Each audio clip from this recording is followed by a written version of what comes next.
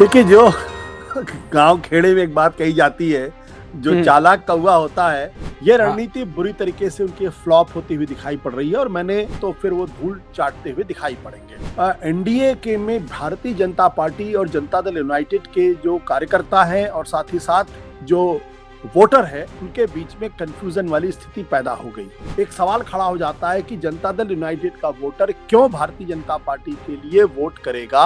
Bharatiya Janata party की छवि बिहार के अंदर और बिहार के बाहर एक अपर कास्ट की पार्टी की छवि है, अगड़े अगड़े की छवि है और बिहार में 10% अगड़े हैं। अगड़े का मतलब अगर बिहार में बीजेपी का मुख्यमंत्री बनता है तो क्या बिहार के अंदर बिहार राज की वापसी होगी? तो दलितों पिछड़ों ने भी ये तय किया होगा कि हमें बीजेपी का मुख्यमंत्री बनाने के लिए वोट नहीं करना है। इस डर से कहीं बीजेपी तीसरे नंबर की पार्टी ना बन जाए, एक फिसड्डी पार्टी ना हो जाए, जनता दल यूनाइटेड आगे ना निकल जाए, इसलिए अब ये बात की जा रही है कि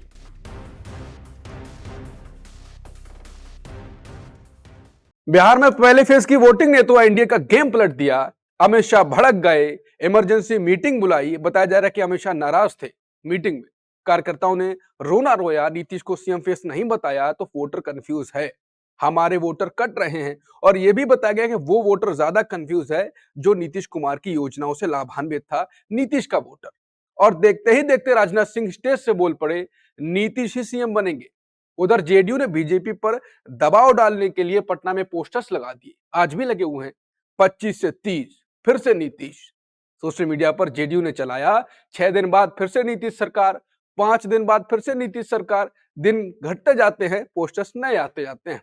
जेडीयू समर्थक सोशल मीडिया पर तूफान मचा रहे हैं और हाँ, आरजेडी इसका पूरा फायदा उठाना चाह रही है। अमित शाह का वीडियो शेयर किया जा रहा है जिसमें शाह कह रहे हैं 160 हम लेकर आएंगे, भारतीय जनता पार्टी की सरकार बनाएंगे। आरजेडी लिखती है कि अमित शाह ने मुख्यमंत्री नीतीश कुमार को किया गठबंधन से बाहर। अब सवाल यह है कि क्या ये लास्ट मिनट का यू टर्न दूसरे फेज की 122 सीटों पर कमाल करेगा या महागठबंधन को फायदा होगा? वरिष्ठ पत्रकार आशुतोष की पैनी नजर में पिछले शो में पहले ही बता दिया था, एनडीए में हलचल है, नीतीश को सीएम ना बनाने का जो बीजेपी का प्लान था वो उल्टा पड़ा है, अब घबराहट है। तो चलिए आशुतोष जी से ही जानते हैं दूसरे चरण में इस बदली रणनीति से क्या होने वाला है। नमस्कार, मैं हूं अंकुर और आप देख रहे हैं सतनंदी का खास शो आशुतोष की पैनी नजर, जहां आशुतोष जी खबर की खबर लेकर असली खबर बताते हैं। आशुतोष सर, आपने तो पहले बता दिया था, अब बाद में बैठक की गई, रणनीति में बदलाव किया गया, क्या लगता है अब आपको? देखिए जो गांव खेड़े में एक बात कही जाती है, जो चालाक कौवा होता है, डैश डैश डैश में आगे नहीं बोलूंगा मैं क्या है, कि समझ जब गया, आप समझ गया। बहुत ज्यादा जब आप चालाकी करते हैं तो फिर आपको इसी तरीके से ठोकर खानी पड़ती है। भारतीय हाँ, जनता पार्टी को लगता ये मुगालता हो गया था कि बिहार के अंदर वो अपनी राजनीति अपने बल पे कर सकते हैं, नीतीश कुमार को दरकिनार कर सकते हैं और 2025 में अपने बल पे सरकार बना सकते हैं। ये हाँ, रणनीति बुरी तरीके से उनकी फ्लॉप होती हुई दिखाई पड़ रही है और मैंने पहले भी इस बात का इशारा किया था, तब भी कहा था कि पेपर पे ये जरूर लगता है कि जो जातियों का संतुलन है वो पूरी तरीके से एनडीए के साथ दिखाई पड़ता है, लेकिन जो राजनीतिक संतुलन है वो उनसे थोड़ा हुआ बिदका हुआ दिखाई पड़ता है और इसके कारण बहुत स्पष्ट थे। भारतीय जनता पार्टी को ये लगता था कि शायद बिहार के अंदर वो सबसे बड़ी पार्टी है, इसलिए बिना नीतीश कुमार के अपने बल पे सरकार बनाने की कोशिश कर सकते हैं। लेकिन अब उनको इस बात का एहसास हो गया है कि बिहार के अंदर अगर भारतीय जनता पार्टी को जिंदा रहना है तो उसको नीतीश की बैसाखी के भरोसे ही आगे बढ़ना पड़ेगा और बिना नीतीश के अगर वो आगे बढ़ने की कोशिश करेंगे तो फिर वो धूल चाटते हुए दिखाई पड़ेंगे। बात बिल्कुल स्पष्ट है कि जब ये कहा गया कि इस बार मुख्यमंत्री पद का फैसला विधायक दल करेंगे, तो स्पष्ट हो गया कि दरअसल भारतीय जनता पार्टी नीतीश कुमार को अपना मुख्यमंत्री का चेहरा नहीं मानना चाहती है और चुनाव के बाद वो निश्चित तौर पर अगर ऐसी स्थिति पैदा होती है जिसमें एनडीए गठबंधन को बहुमत मिलता है तो अपना मुख्यमंत्री बनाने की पूरी कोशिश करेंगे। ये उनकी रणनीति थी। अब इस रणनीति की वजह से जो एनडीए के में भारतीय जनता पार्टी और जनता दल यूनाइटेड के जो कार्यकर्ता हैं और साथ ही साथ जो वोटर है, उनके बीच में कंफ्यूजन वाली स्थिति पैदा हो गई, क्योंकि भारतीय जनता पार्टी का मुख्यमंत्री आना अगर ऐसी स्थिति पैदा होती, ये एक सवाल हो गया। जनता दल यूनाइटेड की तरफ से नीतीश कुमार का मुख्यमंत्री के तौर पर पेश न किया जाना बीजेपी के लिए, ये एक दूसरी स्थिति पैदा हो जाती है। और इन दोनों के बीच में एक सवाल खड़ा हो जाता है कि जनता दल यूनाइटेड का वोटर क्यों भारतीय जनता पार्टी के लिए वोट करेगा, अगर उसको इस बात का जरा सा भी अंदेशा है कि मुख्यमंत्री नीतीश कुमार नहीं बनेंगे। क्योंकि जनता दल यूनाइटेड का जो वोटर है, जो अति पिछड़ा है, जो अति दलित है, वो इसलिए भारतीय जनता पार्टी के लिए वोट करता है क्योंकि उसको पता है कि दोनों साथ मिलकर लड़ेंगे तो नीतीश कुमार मुख्यमंत्री बनेंगे। अगर नीतीश कुमार मुख्यमंत्री नहीं बनेंगे तो फिर वो बीजेपी के वोटर को, बीजेपी के कैंडिडेट को क्यों मुख्यमंत्री बनाएगा। और इस बात को समझने के लिए हमें थोड़ा सा और गहरे बैठना पड़ेगा। वो क्या है? भारतीय जनता पार्टी की छवि बिहार के अंदर और बिहार के बाहर एक अपर कास्ट की पार्टी की छवि है, अगड़े अगड़े की छवि है। और बिहार में 10% अगड़े हैं। और अगड़े का मतलब, अगर बिहार में बीजेपी का मुख्यमंत्री बनता है तो क्या बिहार के अंदर भूमिहार राज की वापसी होगी? और जब ये सवाल खड़ा हो जाता है कि भूमिहार राज की वापसी होगी, तो फिर जो बिहार का पिछड़ा तबका है, जो दलित तबका है, वो उस वक्त को नहीं भूल सकता है जब मंडल कमीशन लागू होने के पहले दलित पिछड़े जो हैं, वो अगड़ों के सामने उठ बैठ नहीं सकते थे। उनकी स्थिति एक दोयम दर्जे के नागरिक की स्थिति थी। इसलिए अगर आप बिहार का दौरा करें और लगातार जो जानकारी मिल रही है कि लोग इस बात को तो मानते हैं कि लालू यादव ने दलितों पिछड़ों को आवाज दी और उनको खटिए पर बैठने का एक अधिकार दिया जो पहले उपलब्ध नहीं था। तो अगर भूमिहार राज की वापसी होगी, अगर कोई भूमिहार या अपर कास्ट का अगर कोई मुख्यमंत्री बनेगा, तो दलितों के मन में, पिछड़ों के मन में यह सवाल खड़ा हो जाता है कि एक बार फिर उनकी वही स्थिति हो जाएगी जो पहले थी। इसलिए जब ये सवाल हुआ कि नीतीश कुमार मुख्यमंत्री नहीं बनेंगे, तो दलितों पिछड़ों ने भी ये तय किया होगा कि हमें बीजेपी का मुख्यमंत्री बनाने के लिए वोट नहीं करना है। और यही बात पहले चरण के चुनाव में बहुत तेजी के साथ एक फुसफुसाहट के तौर पर सब जगह फैली। और इस बात का अंदाजा बीजेपी को लगा कि इससे उनको नुकसान हो रहा है। जहां जेडीयू के कैंडिडेट हैं, वहां उनको तो नुकसान नहीं हो रहा है, लेकिन जहां बीजेपी के कैंडिडेट है, वहां जनता दल यूनाइटेड का जो वोटर है, वो ट्रांसफर नहीं हो रहा है। अब इस डर से कहीं बीजेपी तीसरे नंबर की पार्टी ना बन जाए, एक फिसड्डी पार्टी ना हो जाए, जनता दल यूनाइटेड आगे ना निकल जाए, इसलिए अब ये बात की जा रही है कि हम नीतीश कुमार को मुख्यमंत्री बनाने के लिए तैयार हैं। तो आपको क्या लगता है कि दूसरे चरण में ये कामयाब बात होगी इस पर, यू टर्न पर, कि देखिए, एकदम से एक बहुत कंफ्यूजन रहेगा एंड तक? जो चीज लगभग पिछले 2 महीने से लगातार जनता के बीच में जा रही थी कि नीतीश कुमार को मुख्यमंत्री के चेहरे के तौर पर पेश करने के लिए तैयार नहीं है, तो जो बात जमीन तक पहुंच चुकी है, उसको सिर्फ एक बयान से न्यूट्रलाइज कर पाना लगभग असंभव सा होता है। ये बेसिकली डैमेज कंट्रोल की एक्सरसाइज है। और ये बात भी अमित शाह नहीं कह रहे हैं, ये बात नरेंद्र मोदी नहीं कह रहे हैं, ये बात राजनाथ सिंह कह रहे हैं। और जो आम भारतीय मानस है, वो इस बात को अच्छी तरीके से जानता है कि राजनाथ सिंह के कहने का कोई बहुत ज्यादा फर्क नहीं पड़ता है। फर्क ये पड़ता है कि अमित शाह और नरेंद्र मोदी क्या सोचते हैं। अगर ये बात खुलकर नरेंद्र मोदी करते या ये बात खुलकर अमित शाह करते, प्रेस कॉन्फ्रेंस में इस बात को दोहराया गया होता, तो शायद इसका असर होता। लेकिन चूंकि ये बात सिर्फ राजनाथ सिंह कर रहे हैं, इसलिए इसका बहुत ज्यादा असर नहीं पड़ेगा। तो जेडीयू तो लगा, आज पटना में पोस्टर्स भी लगे हैं कि 25 से 30 फिर से नीतीश, और सोशल मीडिया पर भी जेडीयू के खुद के अकाउंट से शेयर किया जा रहा है, 6 दिन बाकी है नीतीश सरकार बनेगी, 5 दिन बाकी नीतीश सरकार बनेगी, समर्थक भी आगे चला रहे हैं। जेडीयू में गुस्सा तो है कि हाँ, बीजेपी को झुकाने की कोशिश तो है, लेकिन जैसा कि आपने कहा कि मोदी जी और अमित शाह नहीं बोल रहे हैं, उनको इसका खेल पता है। तो आपको क्या लगता है कि जो नीतीश कुमार हैं, वो जो आपने शुरुआत में पहले भी कहा था पिछले शोज में, वो गेम खेलने के लिए तैयार बैठे हैं?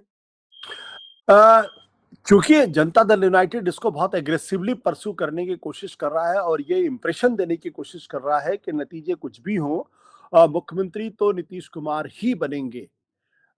इसको भी एक दूसरे संदर्भ में समझने की जरूरत है कि ऐसा तो नहीं कि जो जनता दल यूनाइटेड का जो वोटर है, जो सामाजिक आधार है, उसके मन में या ये बात बैठ गई है कि अगर एनडीए की सरकार आई तो इस बार भूमिहार राज होगा या फिर अगड़ों का कोई मुख्यमंत्री बनेगा। तो उनके जनता दल यूनाइटेड के वोटर्स में भी एक तरीके का विचलन हो सकता, मुझे मेरी जानकारी में नहीं है, लेकिन ये हो वो सकता विचलन है। किधर किधर जा सकता है फिर? उनका विचलन महागठबंधन वो सामाजिक जो आधार है वो फिर ओबीसी कैंडिडेट की तरफ ही अपना अपना रुझाव दिखाएगा। अभी मैं ये कहने की स्थिति में नहीं हूं कि दरअसल जनता दल यूनाइटेड का जो वोटर है वो तेजस्वी यादव या महागठबंधन की तरफ बढ़ता हुआ दिखाई पड़ेगा, क्योंकि मेरे पास ऐसी कोई जानकारी नहीं है।